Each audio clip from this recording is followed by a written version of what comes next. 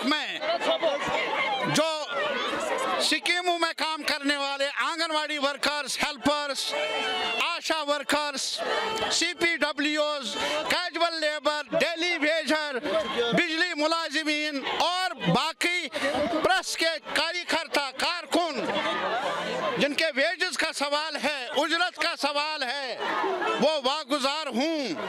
और आज महंगाई आसमान को छू रही है, लेकिन आशा वर्कर का इंसेंटिव बढ़ाया नहीं जाता। आंगनवाड़ी वर्कर्स, हेल्पर्स, सरकार कहती है मिनिमम वेजेस एक्ट लागू किया है। मैं यहाँ के इंतजामिया से पूछना चाहूँगा, कान खोलकर सुने, हमारे साथ ये भेदभाव क्यों? मिनिमम वेजेस एक्ट लागू क्यों नहीं स्कीम वर्कर्स पर, कंस्ट्रक्शन वर्कर्स पर, कैजुअल लेबर, डेली वेजरों को उजरत क्यों नहीं? उन्हें रेगुलराइज करने के वादे कहाँ गए? सरकार वादों से भूख मिटती नहीं, वादे देर